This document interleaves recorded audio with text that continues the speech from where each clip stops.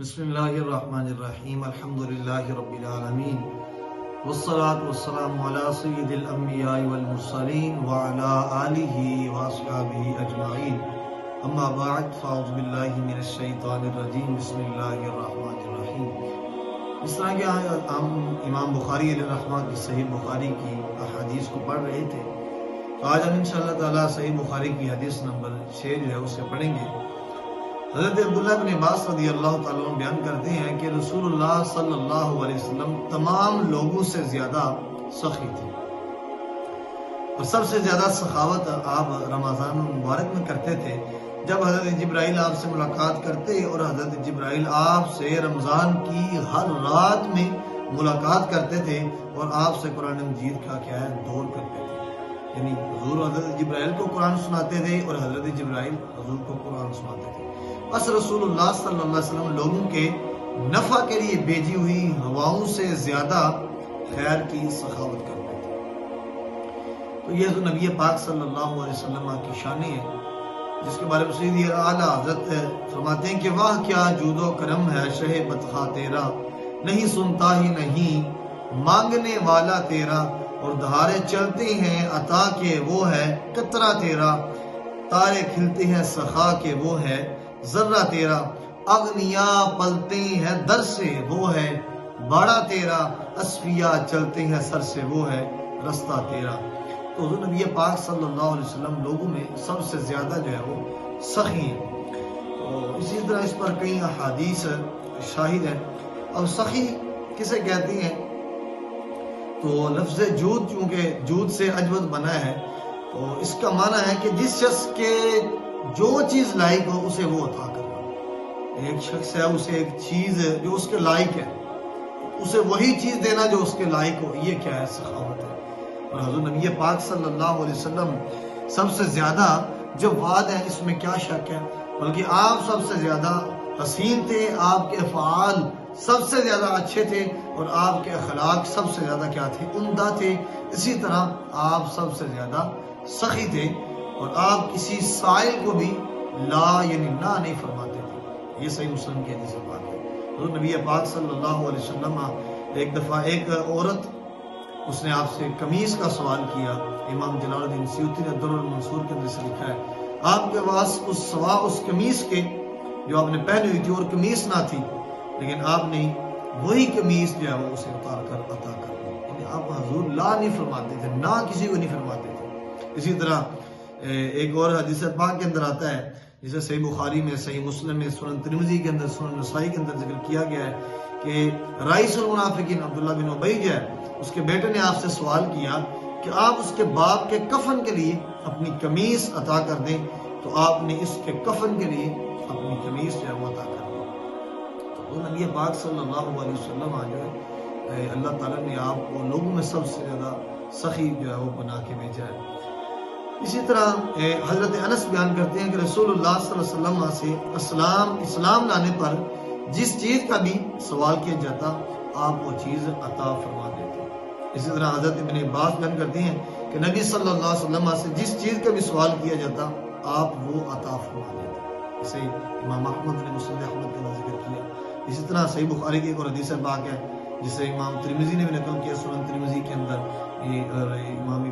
سنن ابن ماجہ کے اندر ذکر کیا گیا ہے۔ اس طرح امام احمد نے مسند احمد کے اندر بھی ذکر کیا ہے کہ حضرت انس بیان کرتے ہیں کہ رسول اللہ صلی اللہ علیہ وسلم تمام لوگوں سے زیادہ حسین تھے، یعنی جس قدر حضور حسین تھے اس قدر کوئی حسین نہیں تھا، کہ تمام لوگوں سے زیادہ حضور حسین تھے۔ اسی طرح تمام لوگوں سے زیادہ حضور سخی تھے، اور تمام لوگوں سے زیادہ حضور بہادر تھے۔ یہ حضور نبی پاک صلی اللہ علیہ وسلم کی شان ہے۔ اس طرح رمضان میں حضور نبی پاک صلی اللہ علیہ وسلم جو ہے وہ سخاوت زیادہ کرتے۔ اس کی وجہ کیا ہے؟ اس پر محدثین کے ہاں مختلف طرح جو ہے وہ کلام کیا گیا ہے۔ ایک تو یہ ہے کہ اللہ تعالیٰ نے حضرت جبرائیل کو وہ 3 شانیں ایسی ہیں جو ہر وقت انہیں عطا کی ہیں، اور ایک تو یہ کہ وہ حضور کے محب خاص سے حضرت جبرائیل، اور دوسرا یہ کہ یہ فرشتوں کے سردار ہیں، سید الملائکہ ہیں، اور تیسرا یہ کہ کلام ربانی کا جو ہے وہ اللہ تعالیٰ نے بھیجتا تھا، یعنی اللہ تعالیٰ کے بھیجے ہوئے ہیں یہ، تو یہ 3 ایسی شانیں ہیں کہ جو ہر وقت حضرت جبرائیل کے اندر پائی جاتی تھی، مگر اس وقت جب حضور سے یہ کلام کرتے خصوصیت یہ ہوتی کہ یہ اللہ کا کلام جو ہے وہ حضور سے دور کرنے کے لیے آتے تھے، یعنی قرآن پاک کا حضور سے دور کرنے کے لیے آتے تھے، تو ان وجوہ کی بنا پر مسرت در مسرت یعنی حضور کو بہت زیادہ خوشی حاصل ہوتی تھی۔ اب وہ کتنی خوشی حاصل ہوتی تھی وہ حضور ہی جانے، تو جب حضور کو اتنی خوشی حاصل ہوتی تھی تو اس سبب کی وجہ سے دریائے کرم جو پورے جوش پر ہوتا، تو حضور نبی پاک صلی اللہ علیہ وسلم عام دنوں کی بنسبت رمضان مبارک میں کیا ہے زیادہ سخاوت فرمایا کرتے تھے۔ تو ایک تو وجہ یہ ہے، اور دوسری وجہ یہ ہے کہ چونکہ ماہ رمضان المبارک یہ رحمتوں کا موسم ہے، اللہ تعالیٰ کی رحمتیں عام دنوں سے کئی زیادہ بڑھ کر اس رمضان مبارک میں زیادہ جو ہے وہ اللہ کے بندوں پر جو ہے وہ برستی ہیں، بندوں پر متوجہ ہوتی ہیں، تو چونکہ رحمتوں کا موسم ہے اس وجہ سے حضرت نبی پاک صلی اللہ علیہ وسلم اس کے اندر عام دنوں کی بنسبت زیادہ سخاوت کرتے تھے۔ تیسرا یہ کہ قرآن کا دور، حضرت جبرائیل حضور سے قرآن کا دور کرتے تھے، تو جس سے قرآن پاک کے نئے نئے اسرار اور معارف کا جو ہے وہ حضور کا فتح باب ہوتا۔ ان نعمتوں کے شکریہ کے اندر، ان نعمتوں کے شکر میں حضور زیادہ سے زیادہ کیا کہتے تھے، سخاوت فرماتے تھے، جود و کرم کرتے تھے، یعنی نعمتوں کے شکر میں بھی ہمیں زیادہ سے زیادہ سخاوت کرنی چاہیے، کیونکہ حضور نبی پاک صلی اللہ علیہ وسلم یہ بھی اللہ کی ایک نعمت ہے، تو جس دن حضور تشریف لائے اس دن میں بھی ہمیں زیادہ سے زیادہ سخاوت کا اہتمام کرنا چاہیے۔ بہرحال یہ کہ کچھ ایسے دن ہوتے ہیں جنہیں خصوصیت حاصل ہوتی ہے شرعی طور پر، تو رمضان مبارک جو ہے یہ اس کے اندر چونکہ اول اشرا رحمت کا ہے، اوسط جو ہے وہ اس کے اندر مغفرت ہے، اور آخری جو درجہ اس میں جہنم سے آزادی ہے۔ تو اسی طرح امام زہری نے یہ بھی نقل کیا ہے کہ رمضان میں ایک تسبیح پڑھنا یہ عام دنوں میں، دوسرے دنوں میں 70 تسبیح پڑھنے کے برابر ہے، یعنی رمضان المبارک کی یہ فضیلت ہے، یہ برکت ہے، اس وجہ سے حضور رمضان المبارک کے اندر کثرت سے کیا کرتے تھے، سخاوت فرمایا کرتے تھے۔ اور پھر یہ کہ رات کے انتخاب کرنے کی حکمت یہ کیا ہے،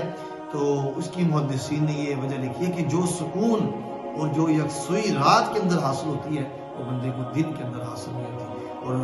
محب اور محبوب کی ملاقات کا جو وقت ہے وہ رات ہی ہے، تو اس وجہ سے رات کا جو وقت رکھا گیا ہے۔ اب اسی طرح حضور نبی پاک صلی اللہ علیہ وسلم کی اس حدیث پاک سے ہمیں ڈیفرنٹ جو بینیفٹس ہیں، فائدے حاصل ہوتے ہیں۔ ایک تو یہ ہے کہ سخاوت جو ہے یہ بہترین وصف ہے، اور مومنین کو سخی ہونا چاہیے، اور ہر وقت اس وصف کو اختیار کر کے سخاوت جو ہے ہر وقت گاہے بگاہے کرتے رہنا چاہیے۔ اور دوسرا فائدہ ہمیں اس حدیث پاک سے یہ حاصل ہوا کہ ہمیں رمضان المبارک میں حد المقدور زیادہ سے زیادہ کوشش کرنی چاہیے کہ ہم کیا کریں، اللہ کی راہ میں سخاوت کریں، اللہ کی راہ میں نیکیاں کریں، اللہ کی راہ میں زیادہ سے زیادہ عبادت کریں۔ تو تیسرا یہ کہ لزوماً یہاں یہ بات بھی ثابت ہوئی کہ جن ایام کا کوئی شرعی خصوصیت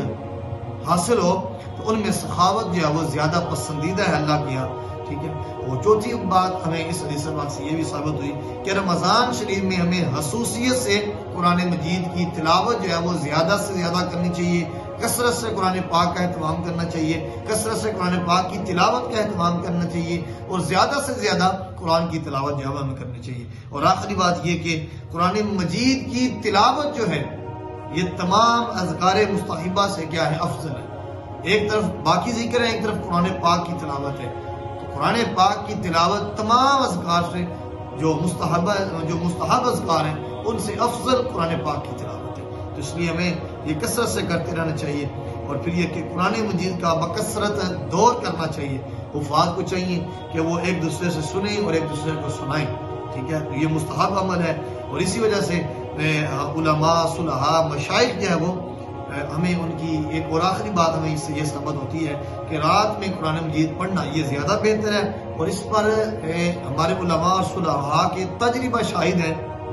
کہ رات کے وقت قرآن پاک بہت جلدی یاد ہوتا ہے، اس لیے رات کو کثرت سے تلاوت قرآن پاک کرنی چاہیے، اور پھر صلحاء، علماء، مشائخ کی بارہا زیارت کرنی چاہیے اگر انہیں یہ گراں نہ ہو، یعنی اگر تو ہمارا ان کے پاس جانا انہیں مشقت میں ڈال رہا ہے تو پھر ہمیں نہیں جانا چاہیے، لیکن اگر ان پر مشقت نہیں ہے، گراں نہیں ہے، تو پھر ہمیں کثرت سے علماء صلحاء کے پاس جانا چاہیے، ان کی صحبت کے اندر بیٹھنا چاہیے اور قرآن کی تلاوت جو ہے وہ سنانی چاہیے۔ تو اس حدیث سے یہ ڈفرینٹ قسم کے فوائد ہمیں حاصل ہوتے ہیں۔ تو حضور نبی پاک صلی اللہ علیہ وسلم کی جو صحابت ہے وہ اس حدیث پاک سے اول ہم نے ذکر کر دیا کہ حضور اجود الناس تھے، جو بھی حضور سے آ کے سوال کرتا حضور سے عطا کر دیتے۔ تو انشاءاللہ تعالیٰ ہم اگلے لیکچر کے اندر اگلی حدیث کو کوٹ کریں گے۔ اللہ تعالیٰ ہمیں حدیث پاک کا نور اور فہم عطا